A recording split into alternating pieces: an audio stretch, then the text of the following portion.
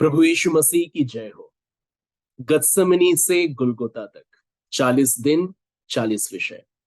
आज 33वां दिन है और आज हम ध्यान करेंगे वचन से कि प्रभु यीशु सचमुच जिंदा है। तो प्रेरितों के काम अध्याय 1 वचन 3 पढ़ता है। तीसरा पद ऐसा कहता है कि उसने दुख उठाने के बाद बहुत से पक्के प्रमाणों से अपने आप को उन्हें जीवित दिखाया और 40 दिन तक वह उन्हें दिखाई देता रहा और परमेश्वर के राज्य की बातें करता रहा। वचन कहता है कि पक्के प्रमाणों से अपने आप को उन्हें जीवित दिखाया।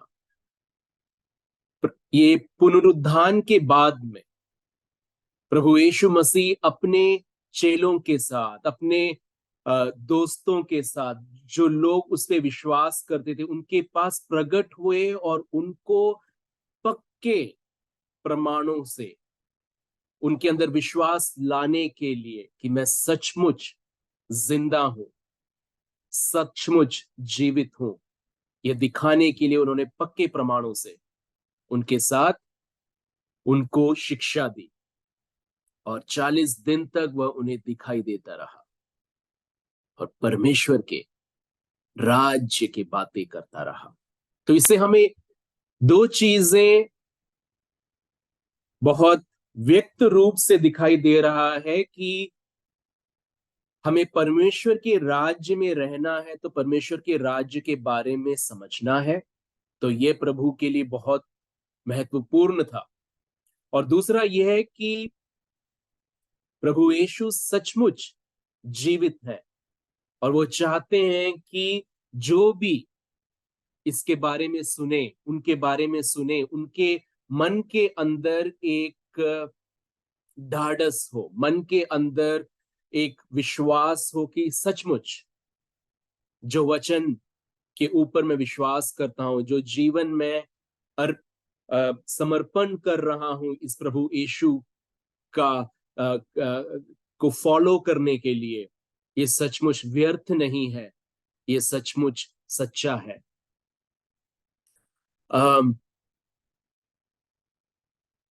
पौलुस 1 कुरिन्थियों के 15 अध्याय 3 से 6 में पौलुस ऐसा कहते हैं, इसी कारण मैंने सबसे पहले तुम्हें वही बात पहुंचा दी जो मुझे पहुंचाई थी कि पवित्र शास्त्र के वचन के अनुसार यीशु मसीह हमारे पापों के लिए मर गए और गाड़े गए और पवित्र शास्त्र के अनुसार तीसरे दिन जी भी उठे और कैफा को, जो पतरस है, तब 12 को दिखाई दिए। फिर वह 500 से अधिक भाइयों को एक साथ दिखाई दिए, जिनमें से बहुत से अब तक जीवित हैं पर कुछ सो गए। तो यहां पे मैं क्या दिखा रहा हूं आपको? मैं दिखा रहा हूं कि जो प्रेरित थे, जब ये वचन लेके लोगों के पास जाके पवित्र शास्त्र में क्या लिखा है, सचमुच प्रभु यीशु आए और प्रभु यीशु हमारे पापों के लिए मर गए और उनको गाड़ा गया और तीसरे दिन उनका पुनरुत्थान हुआ और वो जीवित है, यही विषय वह लोगों को सुना रहे थे और बता रहे थे कि जब आप विश्वास करते हो इस पवित्र यीशु में, जो मसीहा है, जो प्रभु है, आपके हर पापों को धो दिया जाएगा और आप जिन पे विश्वास कर रहे हैं वो सचमुच जीवित है। यही था उनका मैसेज, यही था उनका वचन जो वो लेके दूसरों को बताया करते थे। मैं आपको दिखाता हूं, जब ऐसा वचन लोग सुनते थे तो उनका क्या था उत्तर, उनके अंदर क्या होता था।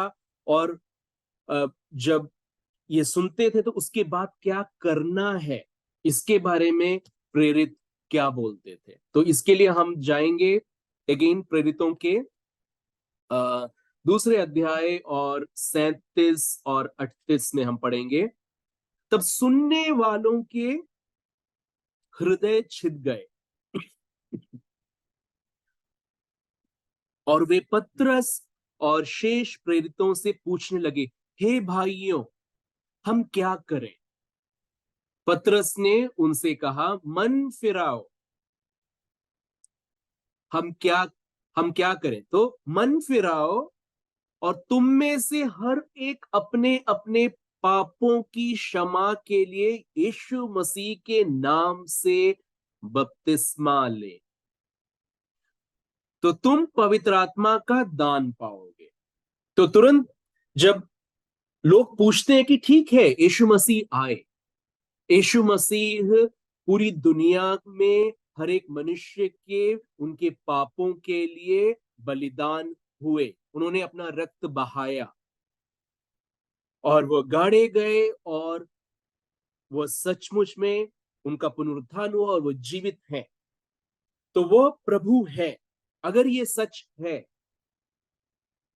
अगर ये वचन सच है, अगर ये संदेश सच है, तो हम क्या करें? हमें क्या करना है? तब पतरस कह रहे हैं कि अपना मन फिराओ, उन पे विश्वास करो, और जब ऐसा करोगे तो आपके पापों की क्षमा होगी। और क्षमा होने के बाद आपको क्या करना है? आप बपतिस्मा लो। बपतिस्मा में आप क्या हो रहा है? बपतिस्मा में हम पानी के अंदर जाते हैं। मतलब हम कह रहे हैं कि मेरा जो पुराना जीवन है उस वो मर रहा है, मैं डूब रहा हूं, मेरा पुराना जीवन डूब रहा है। और फिर हम पानी से निकल के आते हैं तो एक नया जीवन उभर के आ रहा है प्रभु यीशु के अंदर विश्वास करने के कारण। और ऐसा जब करते हैं तो वचन क्या कहता है कि आप पवित्र आत्मा का दान पाओगे। क्योंकि ये जो नया जीवन है हम नहीं जी सकते हैं पवित्र आत्मा के बिना। पवित्र आत्मा की हमें सहायता चाहिए, पवित्र आत्मा का हमें सामर्थ्य चाहिए इस सच्चे जीवन को, इस नए जीवन को जीने के लिए। जो परमेश्वर का राज्य है, परमेश्वर के जो जब वचन है उसके अनुसार अगर हमें ये जीवन इस भूमि में जीना है तो हमें पवित्र आत्मा की जरूरत है। तो यह वचन, यह संदेश प्रेरित लोगों को देते थे। अगेन मैं आपको दिखाता हूं 2 पतरस 1:16 से। मैं आपके अंदर ये डाल देना चाहता हूं, आज आपके अंदर एक अटल विश्वास आज उत्पन्न होना चाहिए कि जिसपे हम विश्वास करते हैं ये कोई झूठी कहानी नहीं है। और यही रहा है संदेश शुरुआत से अभी तक, ये 2000 के ऊपर साल जो चले हैं, जब जब से प्रभु यीशु आए थे, और तब से यही संदेश पीढ़ी पीढ़ी से सुनाया जा रहा है और लोग विश्वास कर रहे हैं। तो मैं चाहता हूं कि आप ध्यान दें और आपके अंदर ये विश्वास उत्पन्न हो। जो विश्वासी हैं उनका विश्वास और अटल हो जाए, और जो आप पहली बार सुन रहे हैं तो आपके अंदर एक प्रश्न आए कि क्या सचमुच, सचमुच क्या ये संदेश सच है? क्या सचमुच ये वचन सच है? अगर ऐसा है तो मैं मन फिराव करके इस प्रभु यीशु को विश्वास करूंगा और उनका अनुगमन करूंगा। तो यही है मेरा उद्देश्य आज आपके साथ जब मैं वचन पेश कर रहा हूं।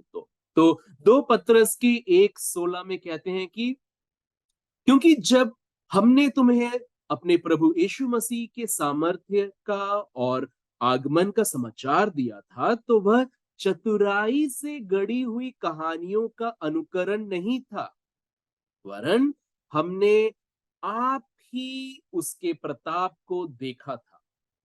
तो प्रेरित क्या कहते हैं कि हमने खुद देखा है, यह कोई कहानी, चतुराई से रची हुई कहानी नहीं है, ये सच्चाई है।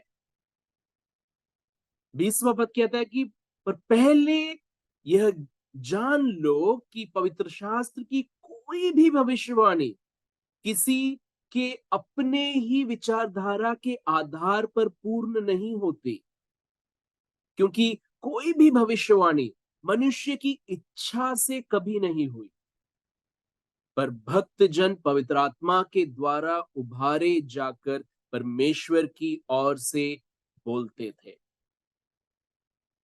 तो ये कोई झूठी कहानी नहीं है जो रची गई है किसी को उल्लू बनाने के लिए। यह सच्चाई है जो हमें जीवन प्रदान करता है। तो यही प्रेरित कह रहे हैं उनको सुनने वालों, जो सुन रहे थे उनको, जिनको ये पत्र लिख रहे थे, यही बता रहे हैं। ओके, मैं एक दो और वचन दिखाता हूं आपको। लूका के पहले अध्याय और पहले से चौथे पद तक हम देखेंगे। लूका लूका ने जब वचन लिखा तो उसका क्या उद्देश्य था। तो ये बोल रहे हैं कि बहुतों ने उन बातों का जो हमारे बीच में बीती है इतिहास लिखने में हाथ लगाया है, जैसा ही उन्होंने जो पहले ही से इन बातों के देखने वाले और वचन के सेवक थे हम तक पहुंचाया ये वचन, ये संदेश। इसलिए हे श्रीमान, मुझे भी यह उचित मालूम हुआ कि उन सब बातों का संपूर्ण हाल आरंभ से ठीक ठीक जांच करके उन्हें तेरे लिए क्रमानुसार लिखो। तो लूका कहते हैं कि उन्होंने जो भी लिखा है वो क्रमानुसार लिखा है। और कैसे लिखा है? आरंभ से ठीक ठीक जांच करके उन्होंने लिखा है। क्यों लिखा है? चौथा पद, ताकि तू यह जान ले कि वे बातें जिनकी तूने शिक्षा पाई है कैसी अटल है। ये संदेश अटल है। मैं बार बार कह रहा हूं आपको, ये वचन अटल है। किसी ने ये लिखा नहीं है कि किसी को गलत मार्ग में लेके जाने के लिए। जिन्होंने भी ये लिखा है, जो प्रेरित लिखे हैं, उनका सब एक उद्देश्य था कि लोग जाने कि ये वचन अटल है, ये वचन सत्य है, और ये वचन के ऊपर हम अपने पूरे जीवन का समर्पण करके, प्रभु यीशु पे अपना समर्पण करके उनका अनुकरण कर सकते हैं। यही था उद्देश्य। दूसरे एक प्रेरित यूहन्ना 20वें अध्याय और 31 पद में वो क्या कहते हैं? उन्होंने पूरा द गॉस्पेल ऑफ जॉन लिखने के बाद में 31 पद में कहते हैं कि परंतु ये इसलिए लिखे गए हैं कि तुम विश्वास करो कि यीशु ही परमेश्वर का पुत्र मसीह है, और विश्वास करके उसके नाम में जीवन पाओ। अगेन, दोबारा, यूहन्ना का मकसद, यूहन्ना का उद्देश्य उनके पत्रों को लिखने के पीछे यही था कि सुनने वाले और पढ़ने वाले के अंदर एक अटल विश्वास आए कि सचमुच प्रभु यीशु परमेश्वर का पुत्र मसीह है, और उन पे विश्वास करके आप जीवन पाए। क्योंकि जो भी उन पे विश्वास करता है वह जीवन पाता है। परमेश्वर का जीवन उनके अंदर आ जाता है। एक नया जीवन उनके अंदर उत्पन्न होता है, और उस जीवन को जीने की आशा उनके अंदर आ जाती है। तो यही है मेरा भी आज मकसद, ये मेरा ये उद्देश्य कि जो भी सुन रहा है उनके अंदर एक दृढ़ अटल विश्वास बन जाए वचन के आधार पर कि सचमुच प्रभु यीशु जी उठे मुर्दों में से, और आज वो जिंदा है। कि मैं जब उनको पुकारता हूं तो वो सुनते हैं, मैं जब उनसे प्रार्थना करता हूं तो वो सुनते हैं, और उसका उत्तर देते हैं, उनके साथ में चल सकता हूं, उनके साथ में बात कर सकता हूं, वो सचमुच मेरी मदद करेंगे, वो सचमुच मुझे मेरे पुराने जीवन से में एक नया जीवन देंगे, वो सचमुच इस नए जीवन में हर पल, हर कदम में मेरे साथ रहेंगे और मुझे कभी छोड़ेंगे नहीं। उनके पवित्र आत्मा के द्वारा अपने बारे में उनका खुलासा होता रहेगा, बढ़ता रहेगा। ये जो खुलासा है उनका, उनकी अच्छाई का, उनकी जीवित रहने का, वो खुलासा हमारे लिए बढ़ता रहेगा जब हम इस जीवन में आगे उनके साथ, उन पे विश्वास करके उनका अनुकरण जब करेंगे तब। एक यूहन्ना के पहले अध्याय 1 से 3 पद तक मैं पढ़ता हूं और हम अ, प्रार्थना करेंगे। तो अगेन यूहन्ना बहुत सालों के बाद प्रभु यीशु के साथ वो चल रहे हैं और प्रभु यीशु के बारे में लोगों को बता रहे हैं और बहुत सालों के बाद स्टिल उनका जो संदेश था वह सेम था। क्या बोल रहे हैं? एक यूहन्ना एक 1 से 3 तक। उस जीवन के वचन के विषय में जो आदि से था, जिसे हमने सुना और जिसे अपनी आंखों से देखा, वरन जिसे हमने ध्यान से देखा और हाथों से छुआ, यह जीवन प्रकट हुआ। प्रभु यीशु के बारे में बोल रहे हैं। यह जीवन प्रकट हुआ और हमने उसे देखा और उसकी गवाही देते हैं और तुम्हें उस अनंत जीवन का समाचार देते हैं जो पिता के साथ था और हम पर प्रकट हुआ। जो कुछ हमने देखा और सुना है उसका समाचार तुम्हें भी देते हैं, इसलिए कि तुम भी हमारे साथ सहभागी हो और हमारी यह सहभागिता पिता के साथ, पिता परमेश्वर के साथ है और उसके पुत्र यीशु मसीह के साथ है, क्योंकि वो जिंदा है। प्रभु यीशु मसीह जिंदा है और जो गवाही दे रहा हूं आज मैं आपको वचन के द्वारा, यह अनंत जीवन का समाचार है। और जो सहभागिता है जिसके लिए हमें आमंत्रण दिया जा रहा है, वह पिता परमेश्वर के साथ और ये प्रभु यीशु मसीह जो जीवित है, जो प्रभु है, उनकी गवाही है। उनके लिए ये गवाही दी जा रही है और ये समाचार शुभ समाचार है। तो आइए प्रार्थना करते हैं कि दिन प्रतिदिन ये जो सत्य वचन है इसका खुलासा हो, हमारा विश्वास दृढ़ हो कि सचमुच हम ये जान लें कि प्रभु यीशु मसीह जीवित है, प्रभु यीशु मसीह हमारे लिए है और सब कुछ जो वचन में लिखा है उसके ऊपर हम पूरी तरह विश्वास कर सकते हैं, क्योंकि जिन्होंने भी लिखा है उनका एक ही मकसद था, बताने के लिए कि आप जीवन पाए, कि आपका उद्धार हो।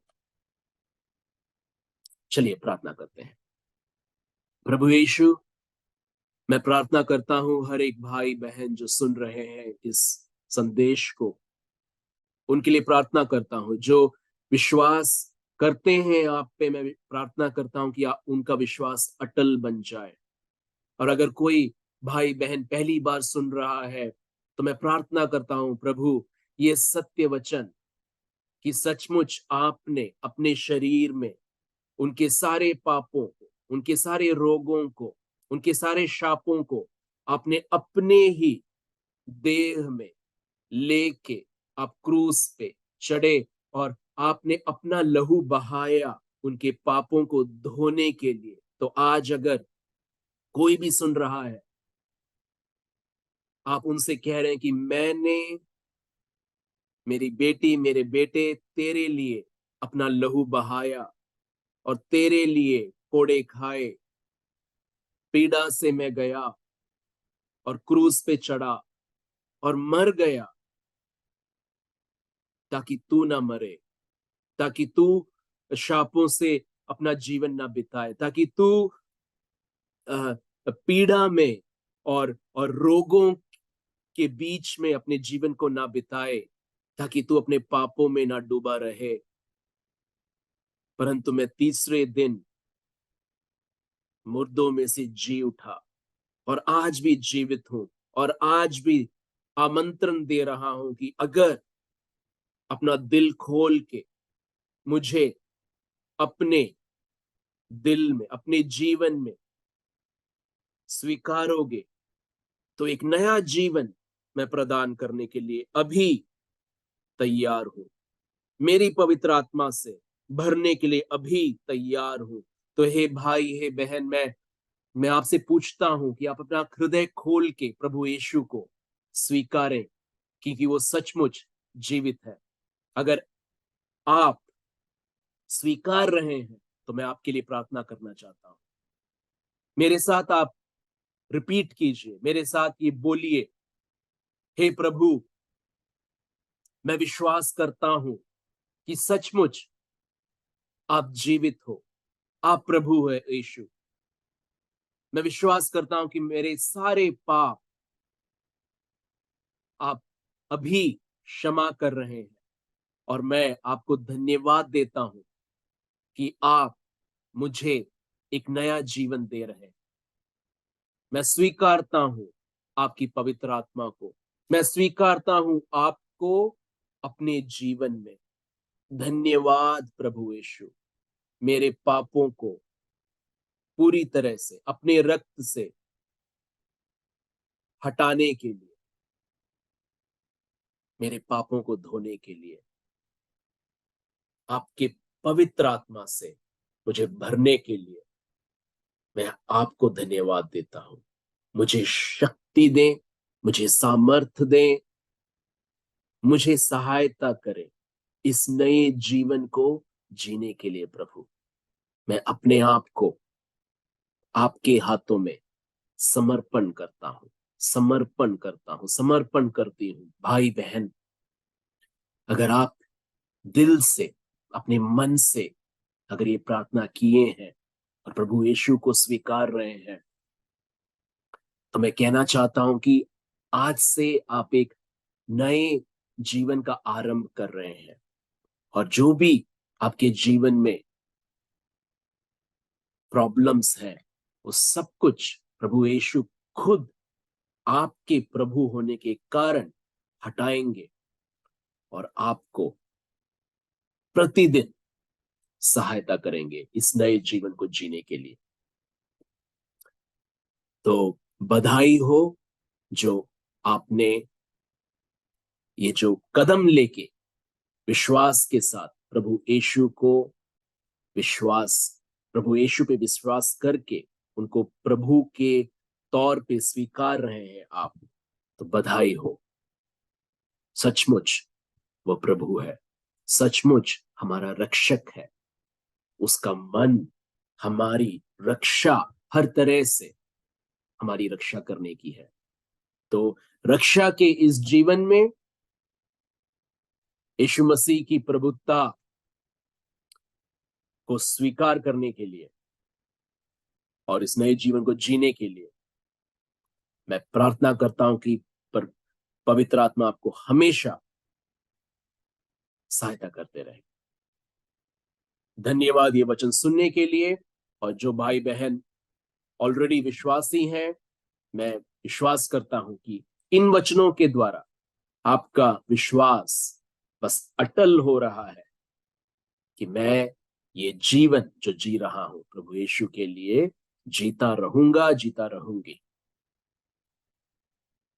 तो प्रभु आप लोगों को आशीष दे, उनके अनुग्रह से भरे, उनकी दया और उनकी कृपा आप पे बनी रहे, यीशु मसीह के नाम में। आमीन, आमीन।